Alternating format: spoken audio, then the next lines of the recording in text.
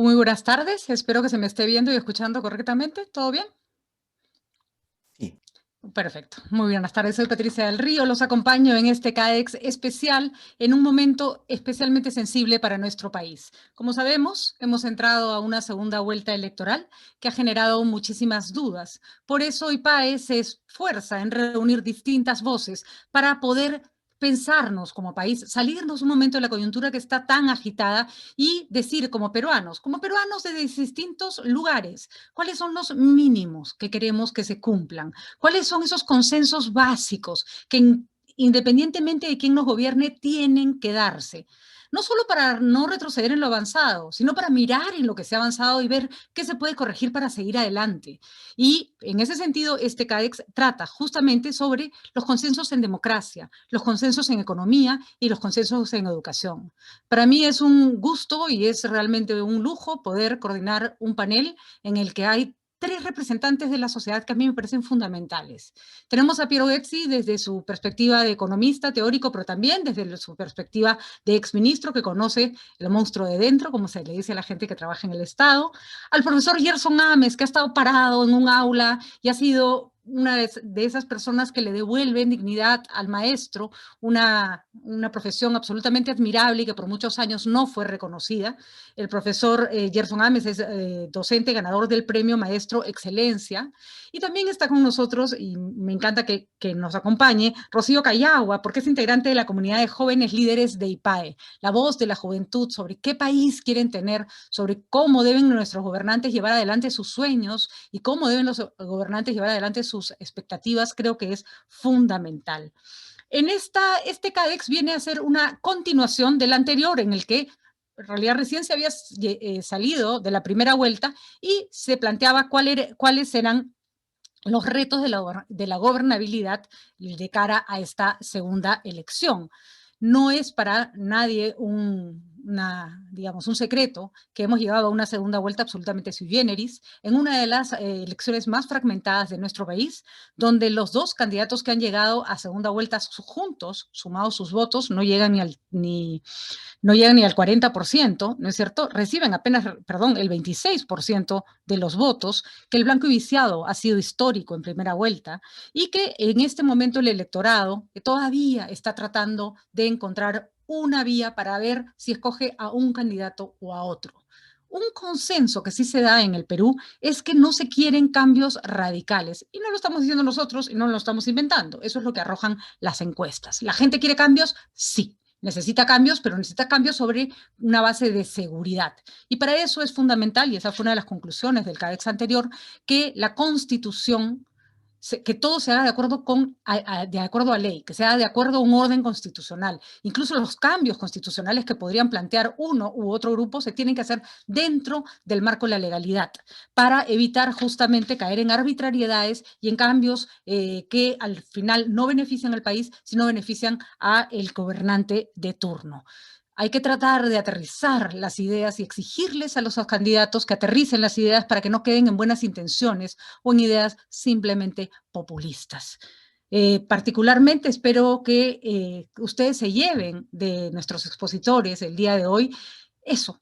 ¿Qué cosa quiero de mi país? Quiero escuchar qué cosa dice un profesor, quiero escuchar qué dice un exministro, quiero escuchar qué dice un joven sobre qué país queremos. Quiero contrastar mi idea de propio país con la que ellos me ofrecen y así llegar todos a un consenso mínimo que le tenemos que exigir a nuestros gobernantes. Paremos de pensar en nuestros gobernantes como si fueran dueños de nuestras vidas. Son nuestros primeros servidores. Nos tienen que rendir cuentas y para eso tenemos que saber qué queremos. Así que con esta introducción les doy la bienvenida al profesor Gerson Ames, a Piero Gezzi y por supuesto a nuestra querida Elizabeth, que está con nosotros para poder conversar sobre este tema. Perdón, a nuestra querida Rocío.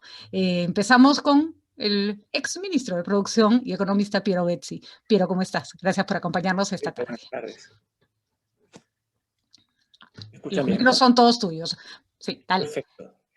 Mira, bueno, es evidente que en los últimos 30 años hemos tenido avances económicos muy importantes en la economía, en términos de crecimiento, en términos de estabilidad, en términos de reducción de pobreza, Las razones son múltiples, pero en términos de políticas públicas, lo más importante posiblemente fue, primero, lograr políticas monetarias y fiscales bastante responsables, con una deuda a producto que ha venido cayendo, con un banco central independiente que no le prestaba ya nunca más al tesoro público y en ese sentido no generaba inflación innecesaria, con una economía que se abrió al mundo, con derechos de propiedad, inviolabilidad de la inversión, etcétera, etcétera, que son factores claramente favorables que nos pusieron en una situación bastante expectante en la macro en América Latina. Ahora, con Chile hemos sido básicamente la estrella macroeconómica entre las economías medianas y grandes en la región, ¿no?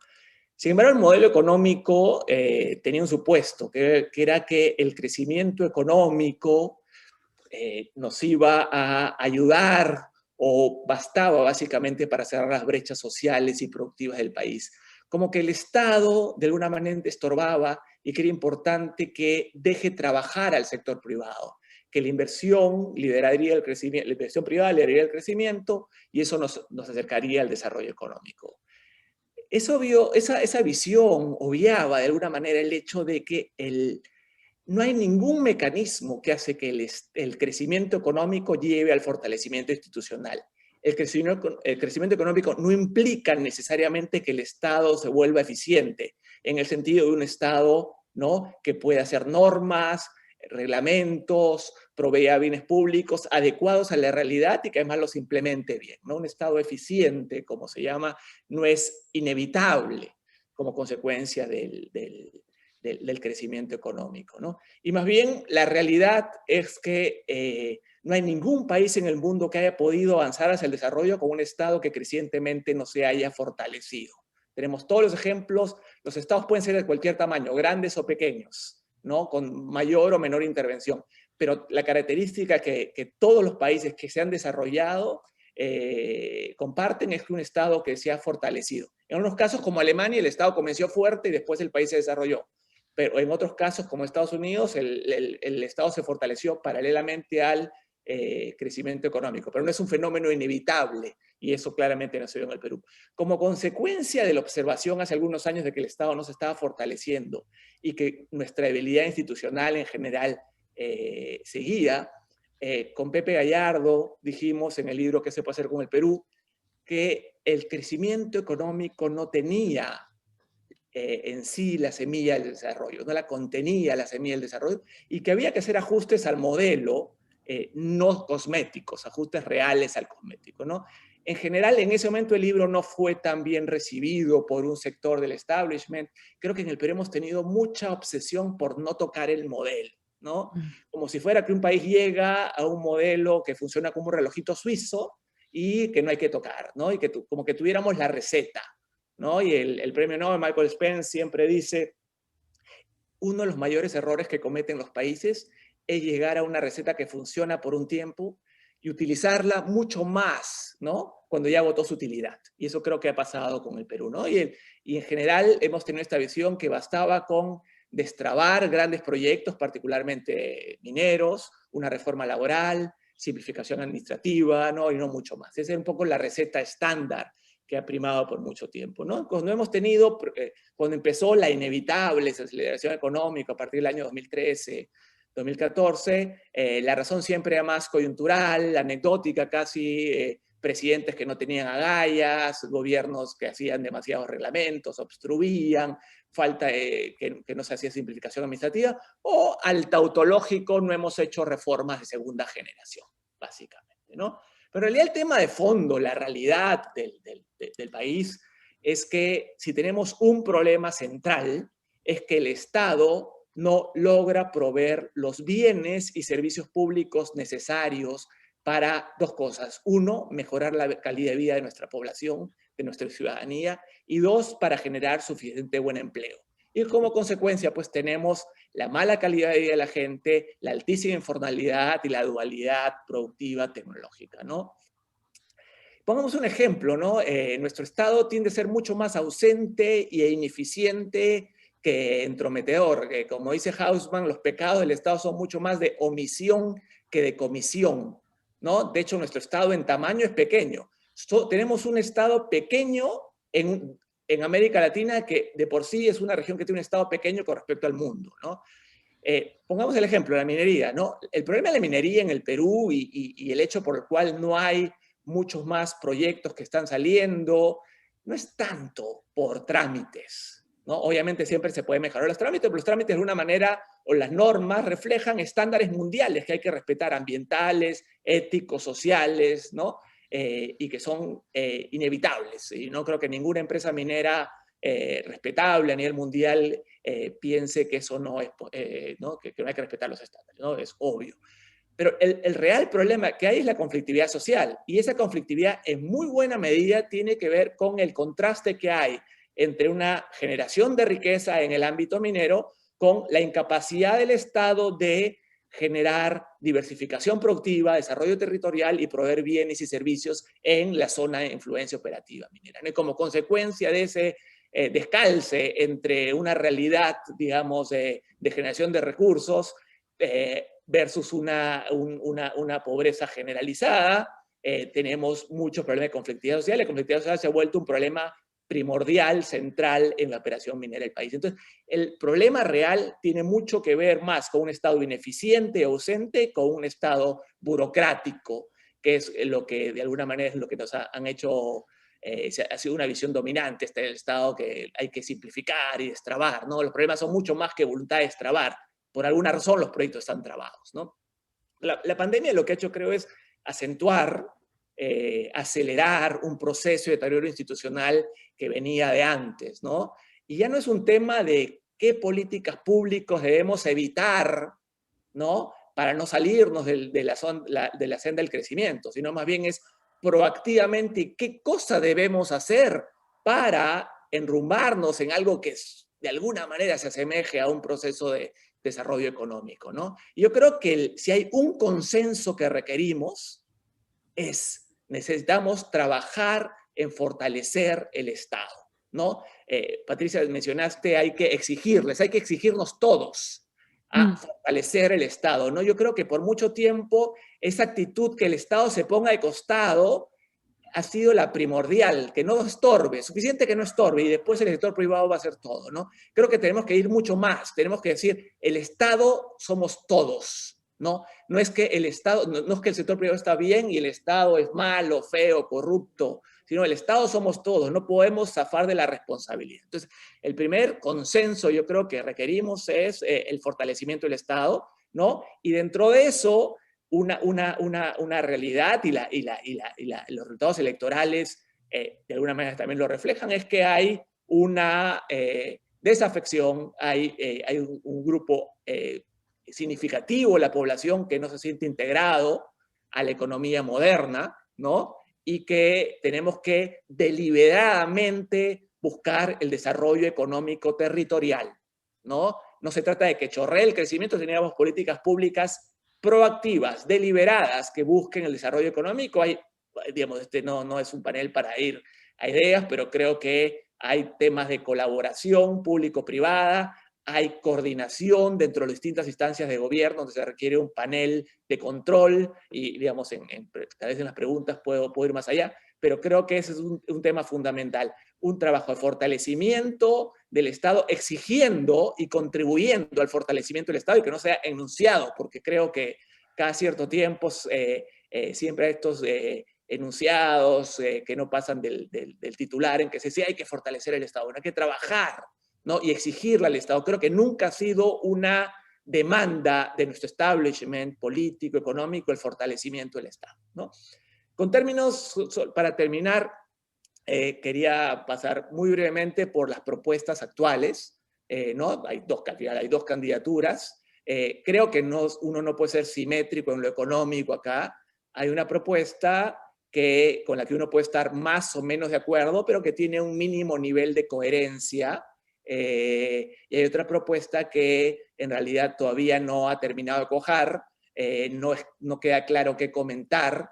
En algunas instancias parecen ser, digamos, medidas que ni siquiera Velasco hubiera contemplado, pero en general creo que es prematuro digamos, comentar la propuesta de Perú Libre, porque creo que todavía está en proceso ¿no? de generarse. Con respecto a la propuesta de Fuerza Popular, solamente creo que es valioso que haya habido, digamos, estén rescatando algunas de las políticas que el establishment en general, y Fuerza Popular ha sido parte del establishment en los últimos años, ¿no?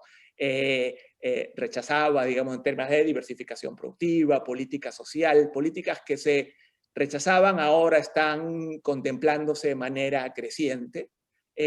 Yo tengo solo tres, y eso es bastante positivo, ¿no? Yo solo tengo 3 comentarios de cosas que me preocupan, ¿no? Nuevamente, dentro de una propuesta que claramente tiene un nivel de coherencia, ¿no? Con el que uno puede discrepar. Uno es el tema del canon en cash.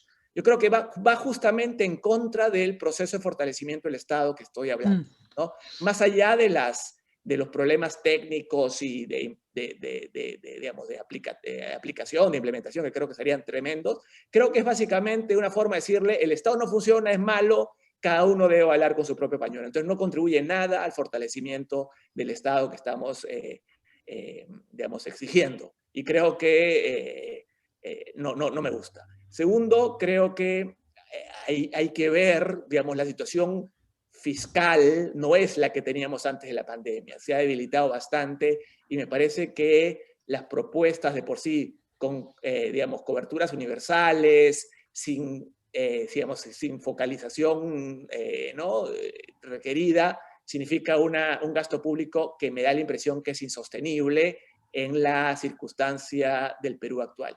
Y el tercero es que me parece que los problemas del desarrollo económico tienen que ver, obviamente, con recursos, pero no únicamente con recursos. Creo que muchas de las entidades públicas reciben dinero, pero no entienden la realidad productiva local, no coordinan entre sí, son normas, digamos, en que se da el dinero y uno se olvida, no un trabajo realmente a nivel en la cancha, en contexto, para ver qué está funcionando, corregir, implementar, arreglar. Entonces yo creo que a veces cuando a estos enunciados de dinero podemos terminar poniendo la carreta adelante de los caballos. Muchas veces el problema es que se genera el dinero y no se hace más.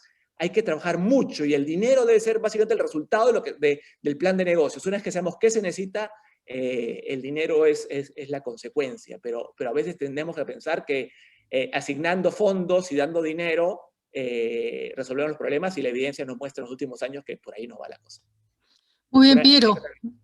Muy bien, Piero, gracias por tu participación. Clarísimo, entonces el fortalecimiento del Estado es el punto fuerte de la exposición de Piero Ghezzi. Creo que van a surgir muchas preguntas sobre cómo se fortalece un Estado sin volverlo un elefante y la diferencia entre si es que se puede establecer una economía de libre mercado con un Estado fuerte, que creo que son dos conceptos que se han confundido mucho, considerando que el Estado es un estorbo para el desarrollo económico de los privados. Muchas gracias, Piero. Volvemos con las preguntas dentro de un momentito y ahora nos toca, por supuesto, conversar con el profesor Gerson Ames. Él es docente ganador del Premio Maestro Excelencia. En este momento nos habla desde Huancavelica y él nos va a contar su experiencia de lo que significa ser profesor en el Perú. Justamente en un Perú en el que el Estado, que es ineficiente, no necesariamente provee a los profesores de todas las herramientas que necesitan para acercarse a sus alumnos. Escuchemos la experiencia del profesor Gerson. Profesor, ¿cómo está? Gracias por acompañarnos esta tarde.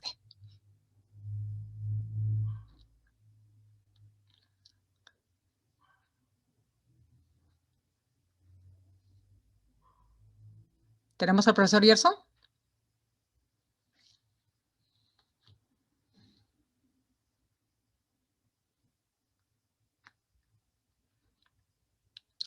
O vamos con Rocío mientras tanto.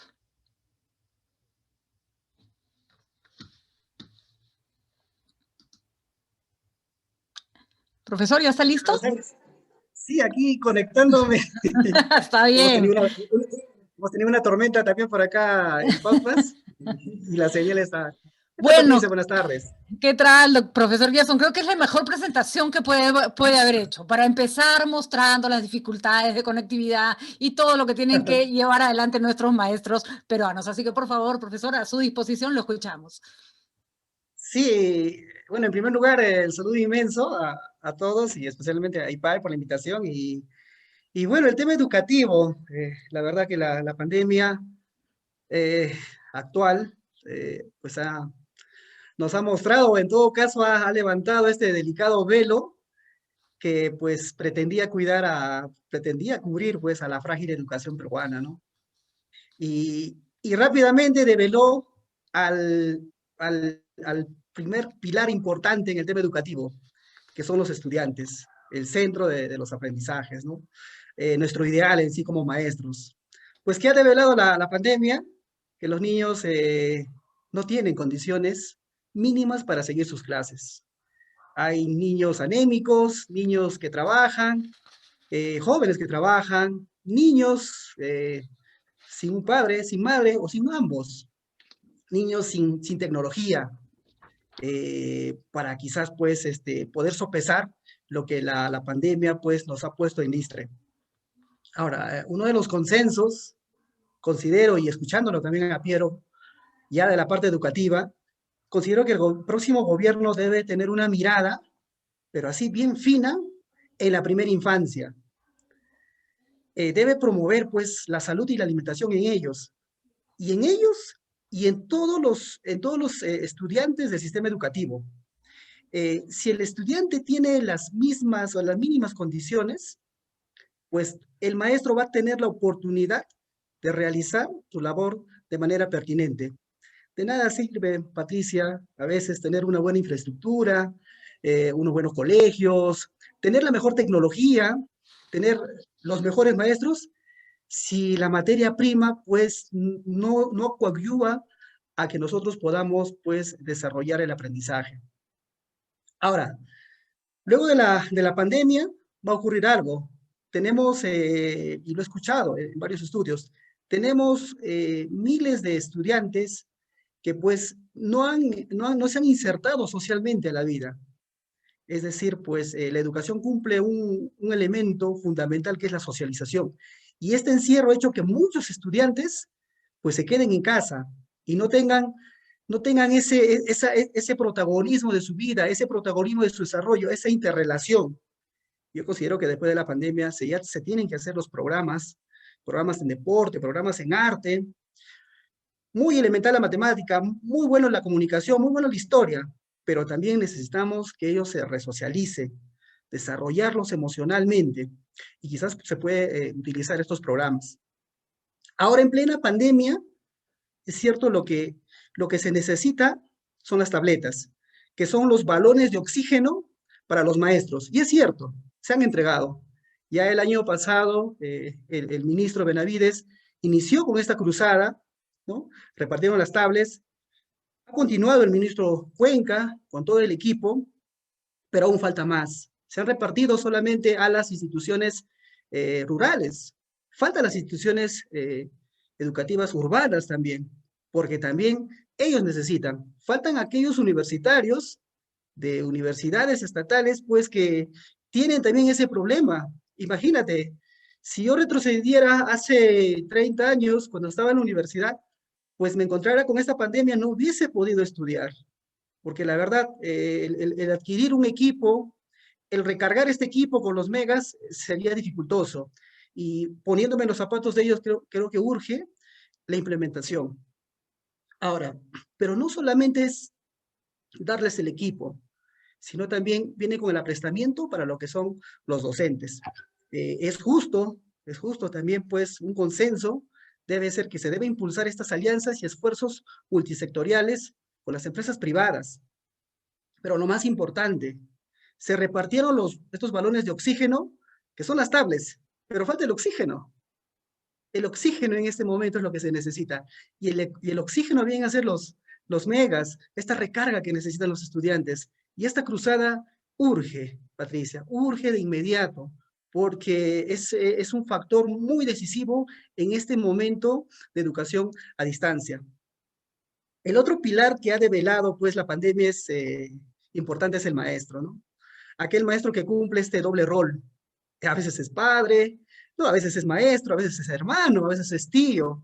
Las maestras de inicial, las maestras de primaria, las maestras de secundaria, muchas veces son madres. Arropan pues a chicos que tienen problemas emocionales por esta carga de las familias disfuncionales. Aquel docente pues que hace años Patricia, nosotros ya nos vamos a graduar, ¿no?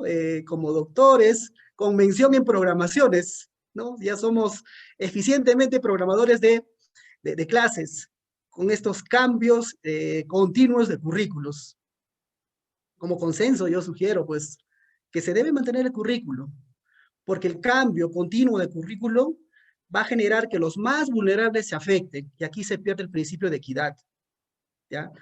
A veces se ve que en este transcurrir de años, de 14 años que están los chicos en la educación básica, pues empezaron con currículo A y terminan con currículo D. Si nosotros nos podemos a contar los años y cuántas veces fue cambiado. Entonces, es necesario, pero por supuesto que también, lo escuchaba Piero, es necesario que el Estado pues se potencie, no se dinamice, y en educación también. El Estado debe fortalecerse, el Estado debe dinamizarse mucho más. Y en el tema educativo también. El currículo tiene que ser mucho más dinámico, más autónomo para el tema de lo que es la autonomía del maestro y de las regiones. Tiene que ser un currículo mucho más utilitario, donde los estudiantes salgan de la secundaria sabiendo qué cosa van a hacer.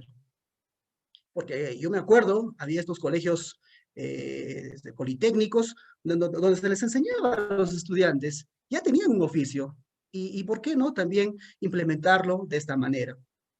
Entonces, es momento que ya pues la sociedad también deje de mirar de reojo al maestro, y los esfuerzos que se han hecho con la carrera pública magisterial, con la ley de la reforma, en el cual pues a base del mérito, a base de la preparación, muchos maestros pues actualmente tienen cargos como directores, cargos como especialistas, incluso pues estos niveles nos permite a los maestros optar pues por una remuneración muy igual a la preparación de cada uno, pero también justo reconocer a aquellos que año a año van sumando sus grados, sus estudios, muchos tienen maestría, muchos tienen doctorado, pero también justo que aquí la reforma también pues lo reconozca como tal.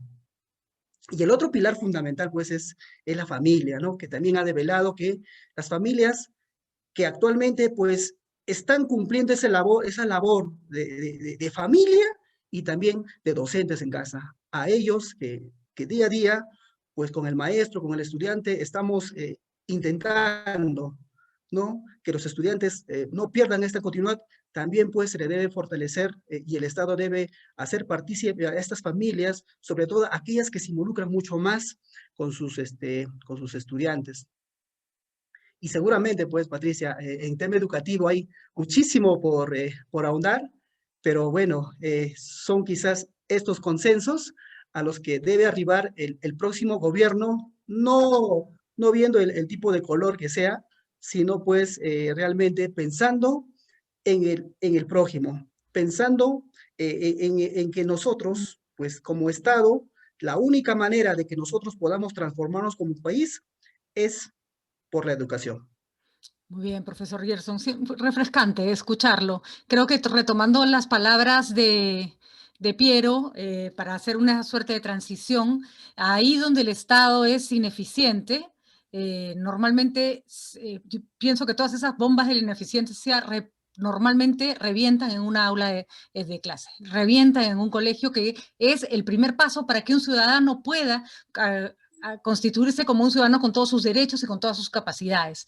Y hay que decirlo, sí, efectivamente todos somos Estado, pero ahí tenemos un ejemplo como el profesor Gerson, que pone de su parte frente a un Estado todavía ineficiente, que no contribuye a un trabajo que hasta el momento, si bien se han hecho muchos adelantos, recae todavía de manera muy fuerte sobre los propios maestros. Rocío Callao está con nosotros y nos encanta conversar con ella, porque ella pertenece al grupo de líderes jóvenes de IPAE, grupo que de chicos que no están al margen de la realidad, que se reúnen, que han salido de los CAES universitarios, que piensan su país, que están constantemente en comunicación, porque sí, hay que decirlo, a veces es muy fácil sentarse a criticar, y los jóvenes a veces no se quieren meter en política.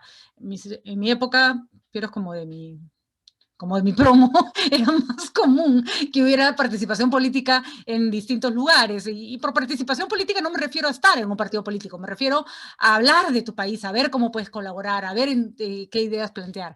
Así que nada, Rocío, creo que este es el aporte importantísimo para esta pata de la mesa que nos falta, saber qué piensan los jóvenes, dónde están parados y cuáles son sus expectativas. Así que te escuchamos, por favor, adelante. ¿Cómo están? Muy buenas noches a todos. Es un placer estar con todos ustedes. Quiero presentarme nuevamente. Soy integrante de la comunidad Jóvenes Líderes del PAE. Tuve la oportunidad de estar en el CADE universitario del año 2016 y personalmente fue una experiencia única e inolvidable. Quiero contarles un poquito del propósito de esta comunidad. Bueno, esta comunidad está conformada por jóvenes de diferentes regiones del Perú. Nosotros queremos inspirarnos y fortalecer nuestro liderazgo con el objetivo de construir un país desarrollado todos unidos. Otro punto importante que tocamos en esta comunidad es desarrollamos diferentes actividades, en la cual tenemos un espacio que se llama Habla CADE, donde justamente jóvenes de diferentes regiones dialogamos sobre temas coyunturales. En el último Habla CADE que tuvimos, llegamos a ciertos consensos o los llamados no negociables sobre 3 puntos muy importantes, que es economía, democracia y educación. De hecho, la imagen que estamos viendo en pantalla captura en un segundo lo que vivimos en este último Habla CADE. Y el día de hoy quiero contarles o comentarles esos consensos que tuvimos la oportunidad de conversar. Siguiente imagen, por favor.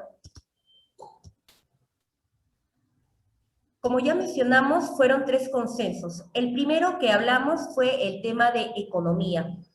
Nosotros como jóvenes nos sentimos muy preocupados por la falta o la escasez de oportunidades laborales. Y no solamente eso, sino también lo que son las brechas salariales y la falta de igualdad de género. Recuerdo que en este Habla CADE tuvimos la oportunidad de escuchar a una compañera que es de Puno.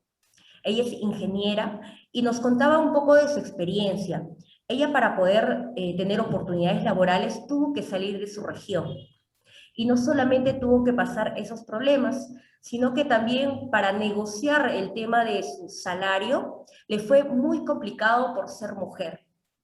Por eso es que nosotros como jóvenes proponemos y decimos al nuevo gobierno que haga una alianza con el sector privado, así como también es que destraben las barreras burocráticas, con el objetivo de que haya mayor inversión y como consecuencia generar más puestos de trabajo y así mayor oportunidades para nosotros, para los jóvenes.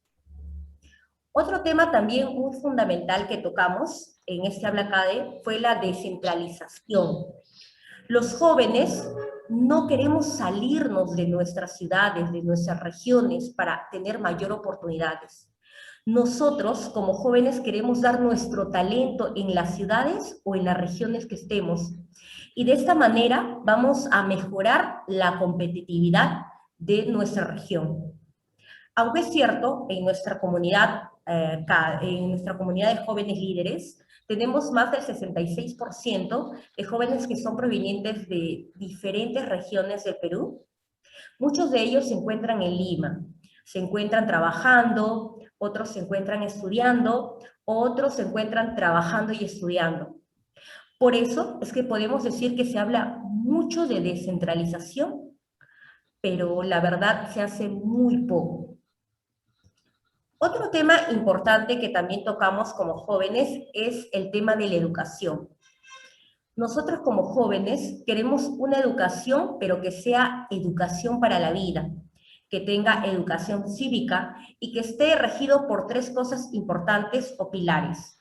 Que el primero es las competencias, el conocimiento y también las habilidades blandas.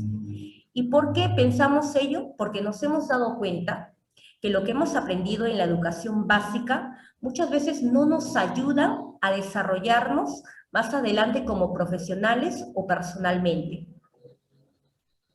Por ello es que nosotros también queremos que el nuevo gobierno garantice esta conexión y que nos apoye en esta educación para la vida, una educación continua, que si tenemos oportunidades de estudiar en el extranjero, también vamos a volver a Perú para poder desarrollar nuestro talento aquí.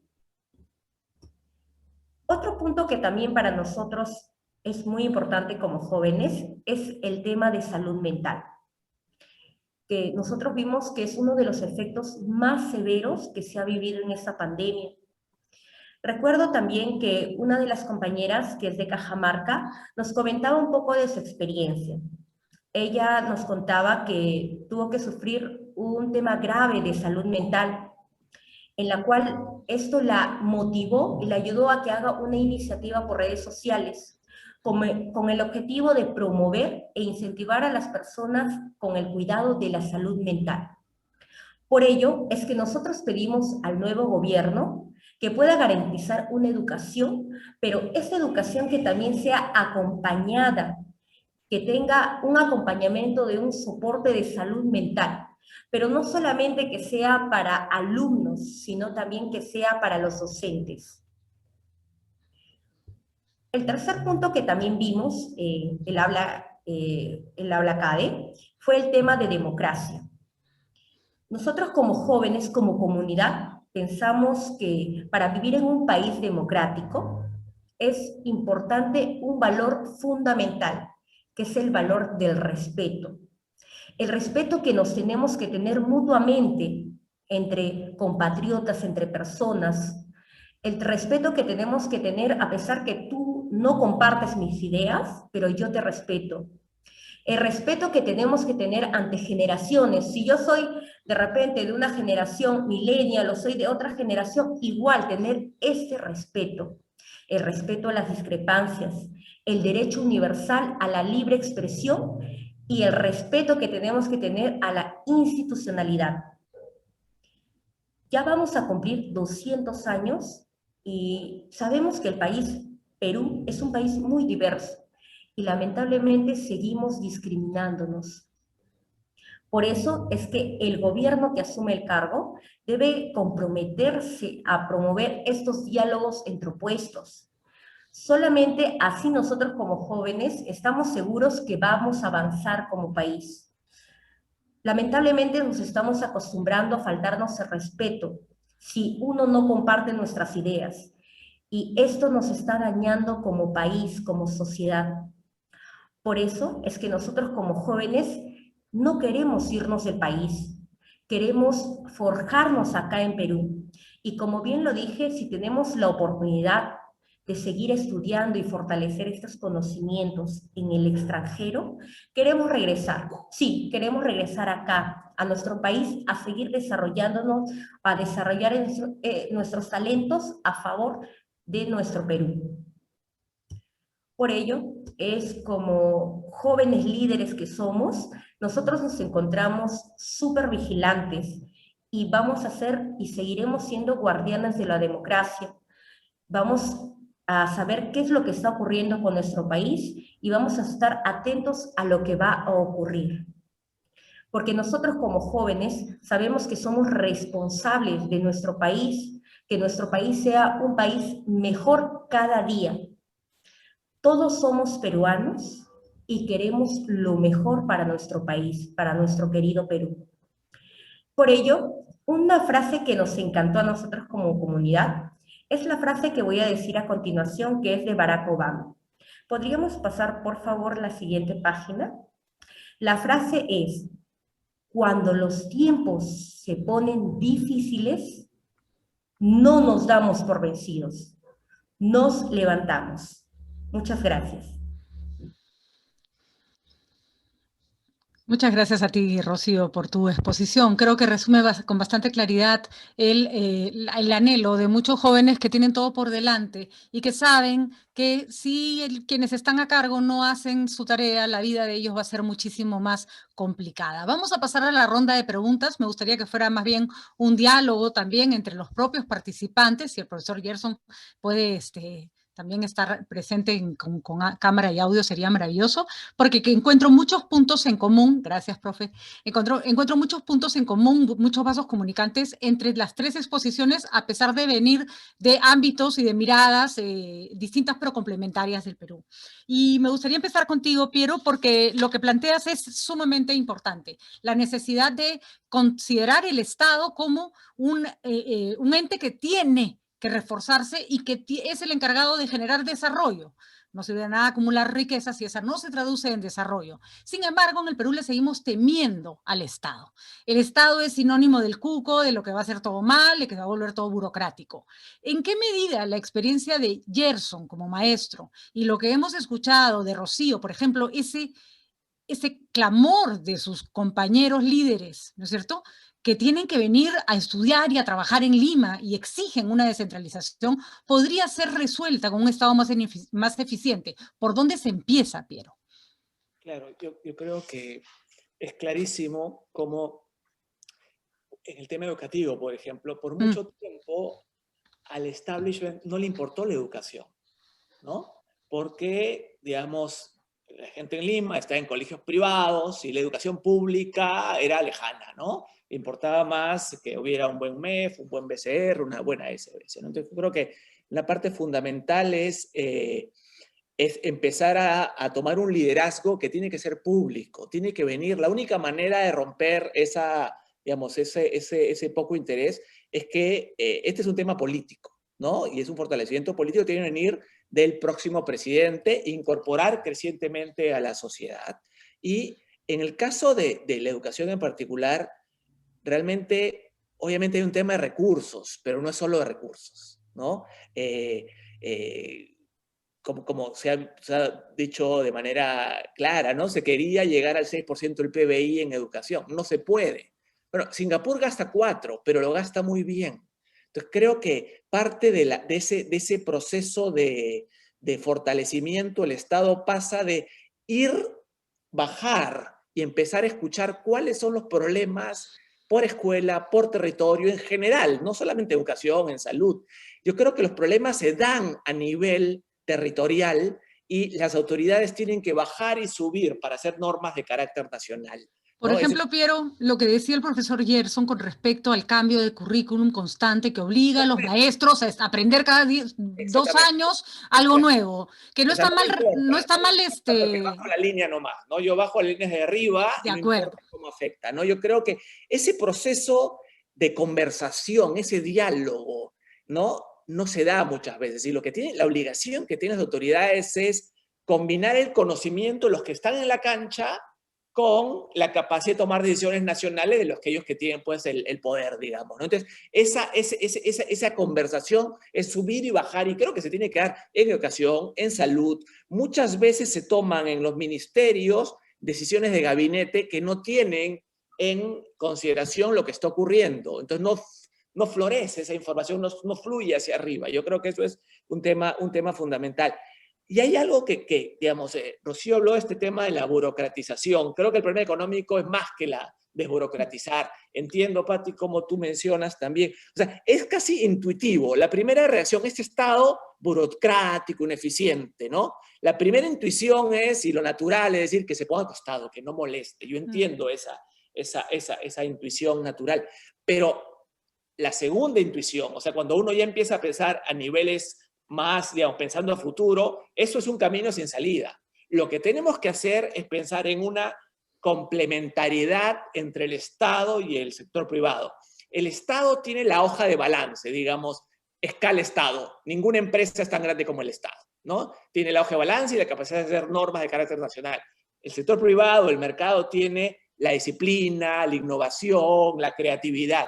Tenemos que poner juntas esas cosas. Por eso es que cuando me hablan Estado o mercado, siento que estamos equivocados. O sea, como que fuera uno u otro, ¿no? Es como sustituir. Pero ojo, Piero, es lo que se ha instalado en el imaginario de la gente. Lógico, pero justamente los países cambian cuando las ideas cambian. De acuerdo. O sea, es muy importante que las ideas cambien. O sea, un Estado, digamos, pensemos, la Superintendencia de Bancos y Seguros es fuerte porque como contraparte tiene bancos fuertes. Y los bancos fuertes contrapesan a la superintendencia. Ambos se complementan. Cuando no tenemos eso, tenemos minería ilegal, ¿no? Tala ilegal. Tenemos todas las cosas que pasan en un Estado ausente, que deja que el mercado salga, y tenemos los clubes de grifos, de la construcción y de la corrupción. Entonces, creo que hay un proceso de fortalecimiento continuo entre ambos, y creo que tenemos que... no podemos decir yo soy un hombre de mercado o yo soy un hombre de Estado.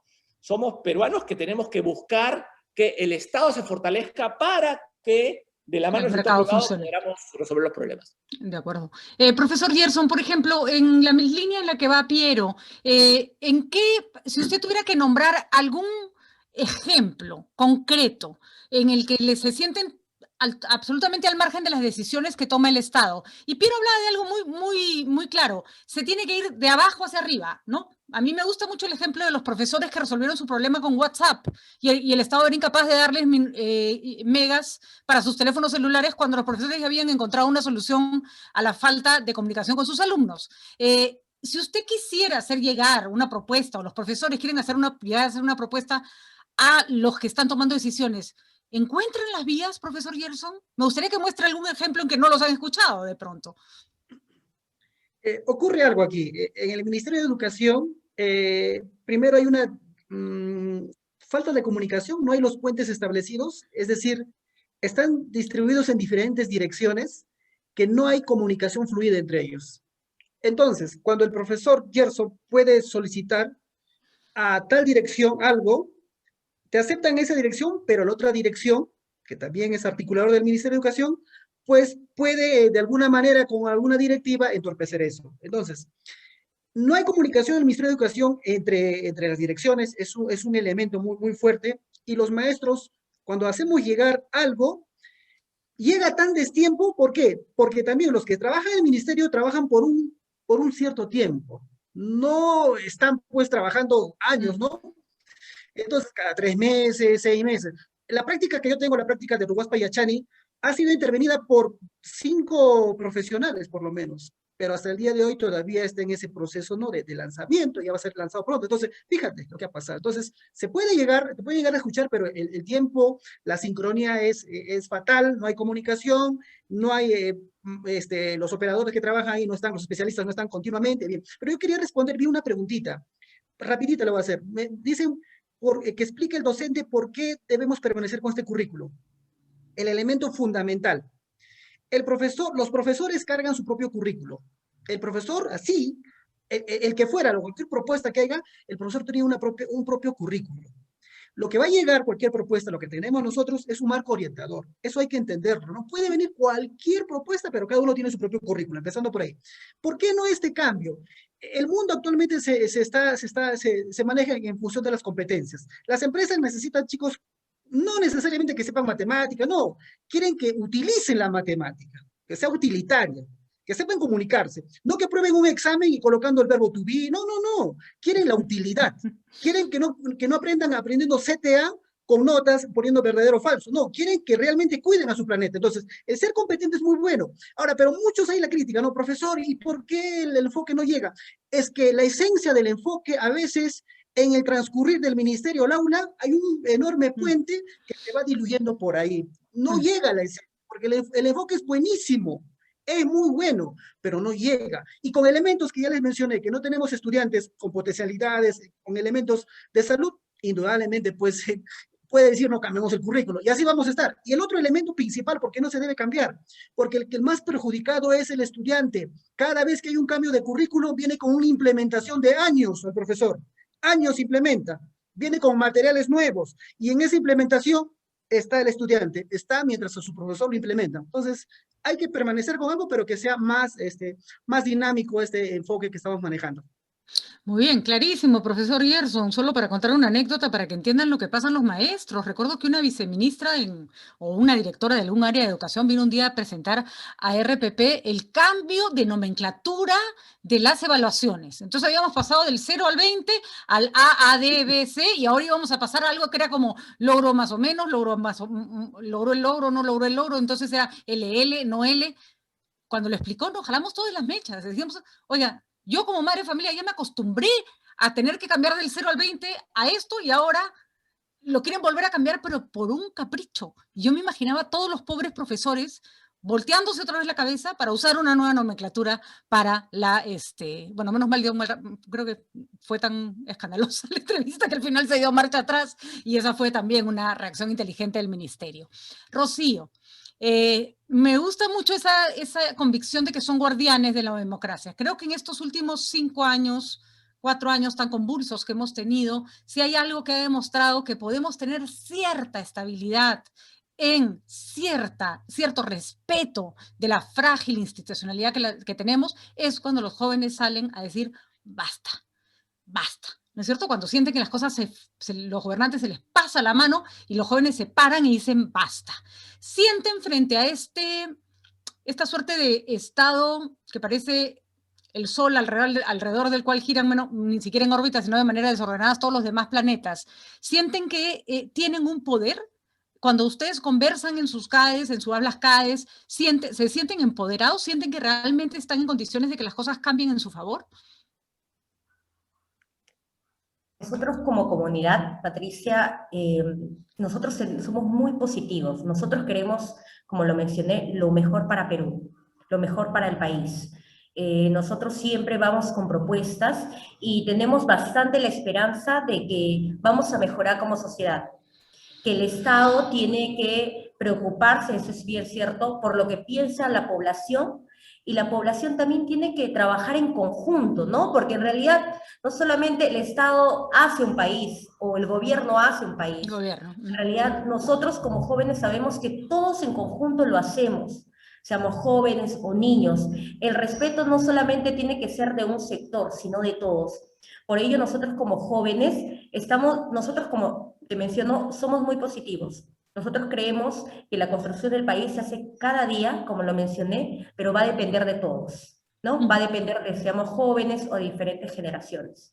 ¿Qué vías se encuentran, Rocío, para poder canalizar estas inquietudes? ¿Partidos políticos? ¿Encuentras en tu comunidad chicos con ganas de pronto formar movimientos políticos o sea, ellos mismos? ¿O les parece que, por ejemplo, la democracia representativa ya no va con la forma de vida que ustedes tienen, que está mediada por la tecnología que hace todas las comunicaciones más directas, ¿no? En realidad, en la comunidad, muchos de los chicos se involucran, no necesariamente en política. Lo que hacen bastante es apoyar. Por ejemplo, muchos de ellos hacen su ONG, apoyan en labores sociales, o sea, donde estén, así sea, estudias administración, estudias ingeniería, estudias medicina, tratas de tu sector hacer algo mejor para tu país. Recuerdo que muchos de los jóvenes que están incluso en sector de nutrición han estudiado, tratan de apoyar y crean una entidad donde van a apoyar justamente con el talento que saben, ¿no? De repente apoyan en ollas comunes, ayudan y así viceversa. En el sector que estén los chicos dentro del CAE, apoyan sin necesidad de estar en un partido político. Muy bien. Bueno, claramente hacen cosas por sus países y tal vez sería también una forma de preguntarnos para los próximos años, no sé qué piensan ustedes, cómo canalizamos esta necesidad de unir a los gobiernos, a los que manejan el país con los gobernados, si es que los partidos políticos en este momento son un naufragio de forma de representación. Piero, ¿alguna idea? Quería comentar eso que es facilísimo. Una solución tecnocrática. Yo quería comentar esto que mencionó Gerson, es fundamental, que es el Estado, como nunca hemos tenido un Estado moderno, ¿no? De acuerdo. Hemos tenido mucho más clientelista, patrimonialista hasta cierto punto. El Estado funciona en compartimentos estancos. Entonces, imaginemos, dentro del propio Ministerio de Educación, la entidad A o la dirección A no le habla a la dirección B, ¿no? Imaginemos dentro de distintas instancias del Estado, ¿no? Distintos ministerios, distintas entidades, más aún con la regionalización que es inevitable, ¿no? Yo creo que a veces se habla de la regionalización como siendo un fracaso, no ha funcionado la regionalización, pero el objetivo de la regionalización es acercar el Estado a la gente, ¿no? Y en ese sentido se tiene que mantener y hacerla que funcione. Y parte de este problema es justamente esta descoordinación dentro del propio Estado. Entonces yo creo que parte de la conversación de la que estoy hablando implica justamente resolver estos problemas de coordinación. Por ejemplo, si tendríamos que tener una entidad dentro del propio PCM o MEF que tenga un tablero de control y decir, ok, en esta región, en este territorio, ¿cuáles son los problemas que están faltando tanto en agua y desagüe, vivienda, educación, temas de empleo productivo, etcétera? ¿Y qué cosa tiene que hacer cada entidad? Entonces, alguien tiene el tablero de control y hay ejecutores distintos, pero por lo menos se empieza a coordinar de una manera conjunta. Lo que tenemos ahorita es que cada uno avanza como si el otro no existiera, ¿no? Y ese es un tema crucial. Yo creo, Pat, o sea, nos podemos pasar horas discutiendo tu pregunta de los partidos políticos. Sí, yo prefiero comenzar con dos cosas. Uno, me gustaría mucha participación de los jóvenes también en el servicio público. Ajá.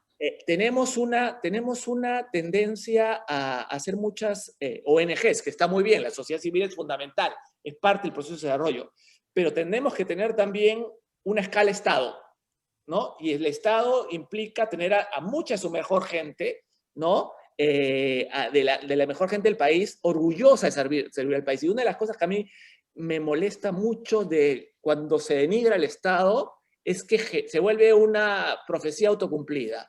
Porque cuando el Estado se denigra, la gente más preparada no quiere entrar al Estado. Y eso lo pone de alguna manera más débil también. Entonces creo que parte de eso es, tenemos que fortalecer al Estado, buscando que mucha de la gente trabaje y no se preocupe simplemente una vez cada 5 años de la política o de los problemas que tenemos, ¿no? Sino de manera continua. O sea, no es, tenemos unos retos tremendos en los próximos años. Hacer de la carrera pública realmente algo atractivo y además carrera pública, o sea, que no te voten cada vez que aparece una autoridad nueva, un jefe nuevo, ¿no es cierto? Porque no te hagan juicio o no te pagan por cualquier cosa, ¿no? Aunque no te hagan juicios por cualquier cosa. Profesor Gerson, ¿por qué eligió ser profesor? ¿Por qué eligió ser maestro? ¿Hace cuántos años es profesor? Porque esa es una decisión, por ejemplo, de participar activamente dentro del Estado, porque es un profesor de una escuela pública, ¿no es cierto?, para mejorar su país. Cuéntenos, ¿cuál fue su motivación? Y se lo pregunto porque hay esta idea de que mucha gente estudia para maestro porque no le queda otra, ¿no? Y creo que esa es una idea equivocada, o por lo menos es una idea que no abarca la mayoría de profesores. ¿De qué es, desde su perspectiva, cuando elige ser maestro, cómo plantea cambiar su país desde un aula? Yo soy feliz por ser maestro, y para mí ser maestro es una verdadera pasión. Y lo elegí porque encontré en la escuela un segundo hogar. Muy joven, muy niño, me quedé falto de mamá, y cubrieron las maestras ese vacío, me dieron protección. Ya en Lima, cuando estaba estudiando la primaria, los profesores y las maestras me dieron también la protección y me cuidaron bastante del bullying por mi origen. Y en la secundaria lo mismo, me dieron la predisposición mis maestros. Entonces, para mí, mi lugar favorito es la escuela. Ahora sufro porque no estoy ahí. A veces lo veo cuando doy la vuelta, quiero entrar, pero no puedo. Y la verdad, sobre todo, lo más importante, lo elegí para lograr transformar vidas, para lograr dar esperanza a los chicos como yo, para que ellos vean la luz, pero no una pequeña luz, darles una ventana completa. Y sobre todo, yo quisiera aportar al Perú desde el aula, transformando, haciendo que estos chicos se autorregulen en su comportamiento, en su forma de ser, que entiendan que lo que van a decir y lo que van a hacer va a influir en otra persona. Le puede hacer reír, le puede dar tristeza, pero por eso elegí ser maestro. Me encanta el aula y fascinado de ser profesor yo. Y además es importante, se puede empezar a cambiar el Perú efectivamente desde un aula de primer grado de colegio. Profesor Gerson, solo para ver si nos deprimimos o nos sentimos un poco mejor. En todos sus años de maestro, ¿siente que la cosa ha ido avanzando? Porque parte de este diálogo es ver qué cosa tenemos que conservar de lo avanzado, ¿no es cierto?, para ir más adelante. Usted, de todos los años que lleva en la docencia, ¿siente que el tema fue hacia adelante, que fue avanzando? Sí, por supuesto que sí. Si no hubiera sido para adelante, yo seguiría ganándome la vida en academias o también en colegios particulares, Justamente ahí también, ahí se ve la debilidad del tema educativo. No hay quizás una presencia muy buena del ministerio con los profesores de colegios particulares, no hablo de los grandes, sino de los pequeños colegios, ¿no? Donde el sueldo, donde no es, la verdad, a la altura, hubiese seguido ahí. La ley de la reforma, magnífico. El currículo, por supuesto que sí, da mucha creatividad, entona bastante con los profesores que innovamos y se ha avanzado.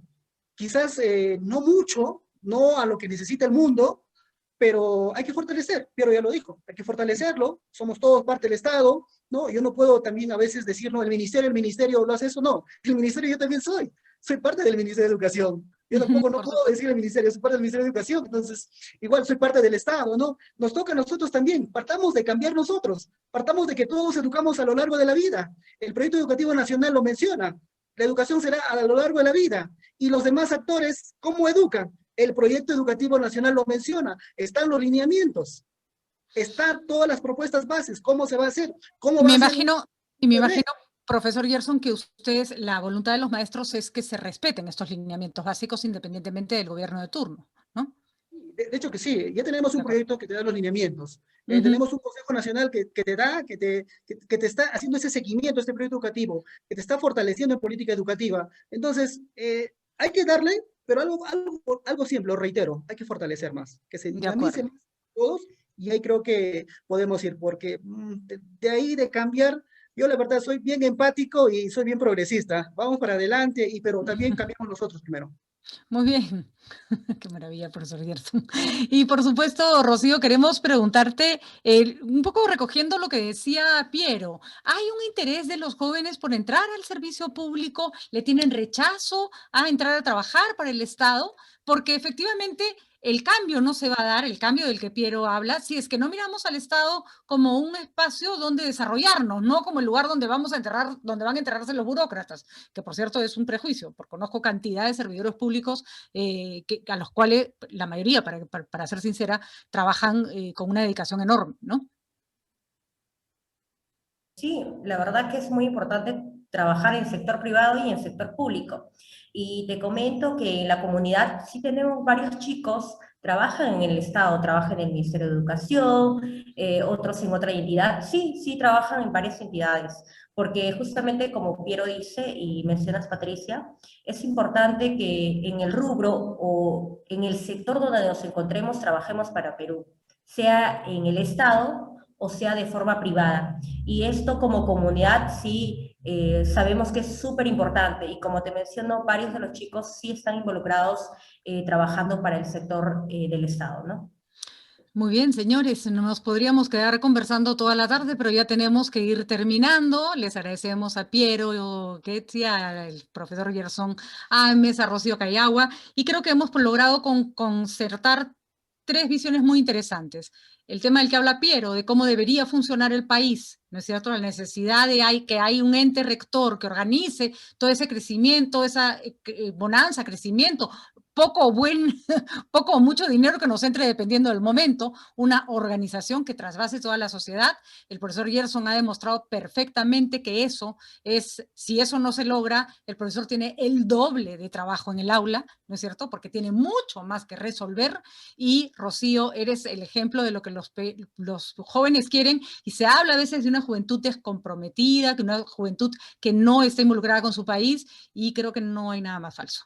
Creo que si la democracia en estos momentos se sostiene, ha sido gracias a unos jóvenes que saben perfectamente lo que quieren y saben cómo pedirlo.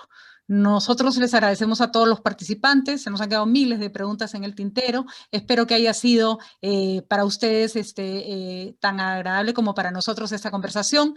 No queremos despedirnos de este CAEX en el que hemos buscado consensos en democracia, educación y economía, sin mencionar a los aliados de IPAE que han permitido que esta señal llegue a más lugares. Hablamos de la revista Caretas y Gana Más, a los portales en Agenda y Sucesos Perú, y a los medios regionales Posteando en Trujillo, Siente Trujillo, Panorama Cajamarquino, Panorama Trujillano, Planeta 40 y Versión Sur e Impacto Económico de Junín, que han sido los canales estratégicos para poder difundir esta CAEX. Gracias, señores. Ha sido un gusto conversar con ustedes. No perdamos la esperanza. de que esto puede mejorar. Por favor, no perdamos la esperanza. La esperanza es lo último que se pierde, yo diría lo que nunca debería perderse. Muchas gracias por acompañarnos. Muy buenas noches. Gracias. Hasta luego. Gracias.